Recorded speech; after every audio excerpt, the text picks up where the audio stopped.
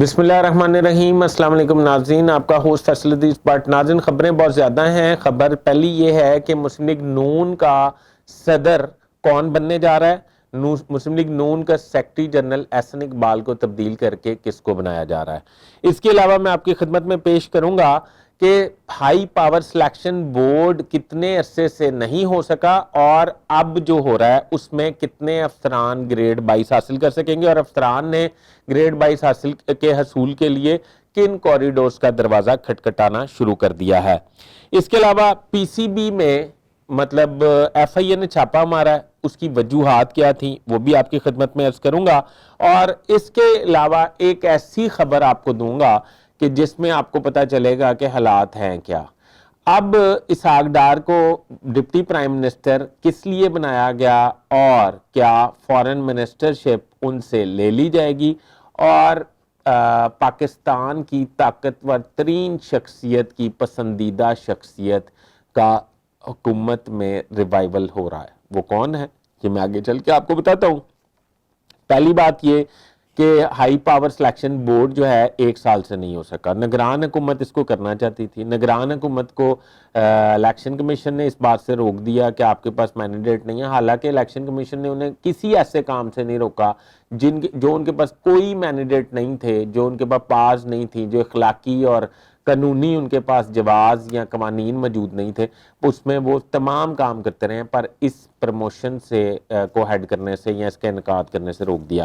اس میں مطلب اس میں کم از کم 9 پی ایس پی افسر جو ہیں گریڈ 22 حاصل کر سکیں گے۔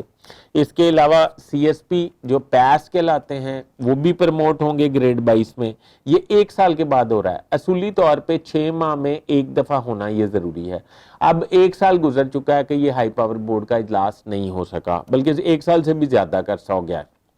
اب صورتحال یہ ہے، افسران جو ہیں وہ کندھوں سے ٹکرے مار رہے ہیں اور انہوں نے سیاسی مطلب اہداف جو ہیں وہ مطلب کنٹرول کرنے کی بجائے راول پنڈی کا رخ کر لیا۔ ان کا یہ خیال ہے کہ راول پنڈی میں بیٹھے لوگ جو ہیں وہ سیاسی حکومت سے زیادہ طاقتور ہیں، اور یہ پک اینڈ چوز ہوتا ہے۔ آپ کو پتہ ہے پرائم منسٹر کا سوابدید ہوتا ہے گریڈ 22، تو اس لیے انہوں نے پرائم منسٹر کو تو شاید 1-2 بیوروکریٹس ان کے قریب ہوں گے یا سیکرٹری ٹو پرائم منسٹر کے قریب ہوں گے، انہوں نے مطلب اعلیٰ فوجی افسران کی سفارشیں ڈھونڈ لی ہیں اور ہر کسی نے گریڈ 22 کے حصول کی کوششیں تیز کر دی ہیں۔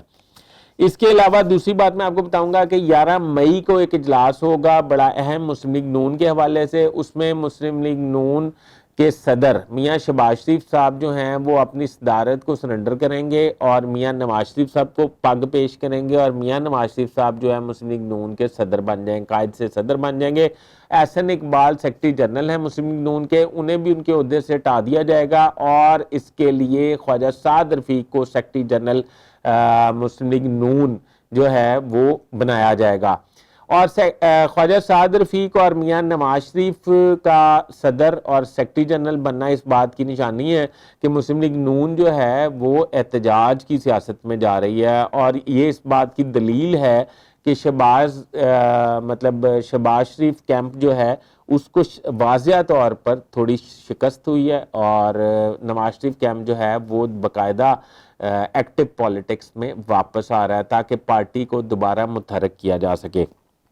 اس کے علاوہ میرے پاس جو خبر تھی وہ یہ تھی کہ پی سی بی کا سربراہ جو ہیں وہ محسن نقوی صاحب ہیں، چیئرمین محسن نقوی ہیں۔ ایف آئی اے کے سربراہ یعنی کہ وزیر داخلہ بھی محسن نقوی ہیں۔ پی سی بی میں پی ایس ایل کی ٹیم نیوزی لینڈ آئی ہوئی تھی، پی ایس ایل کے میچز تھے، پی ایس ایل کی میچز میں ٹکٹوں میں بڑی کرپشن کا انکشاف ہوا تھا، جس پہ ایف آئی اے نے پی سی بی ہیڈ کوارٹر پر چھاپا مارا ہے۔ وہاں پہ ٹکٹوں کی مانیٹرنگ یا ہیڈ جو ہیں ان کا نام ہے میوش کو گرفتار کر کے ایف آئی اے ساتھ لے گئی، اور آخری اطلاعات آنے تک پتہ چلا کہ میوش کو جو ہے ان کا بیان قلم بند کرنے کے بعد گھر جانے کی اجازت دے دی گئی ہے۔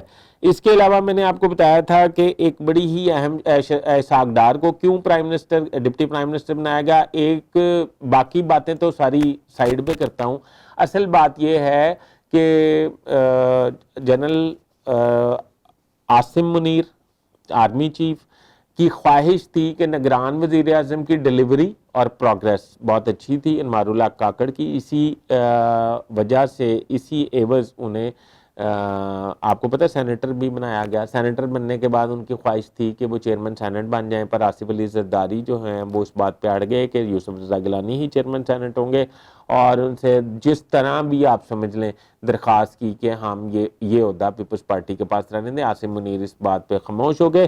اب سننے میں یہ آیا ہے کہ عاصم منیر نے شہباز شریف کو یہ پیغام دیا ہے کہ انوار الحق کاکڑ جو ہیں ان کا بہت مطلب رول ہے اس حکومت کی بنیاد بنانے میں یا اس حکومت کے وجود میں آنے کے حوالے سے، ان کی پرفارمنس بہت اچھی ہے بطور نگران وزیر اعظم، تو انہیں اکوموڈیٹ کیا جانا چاہیے۔ تو طے یہ ہوا ہے کہ انہیں ایز فارن منسٹر انوار الحق کو تعینات کیا جا رہا ہے، جبکہ اسحاق ڈار سے وہ پورٹ فولیو واپس لے لیا جائے گا۔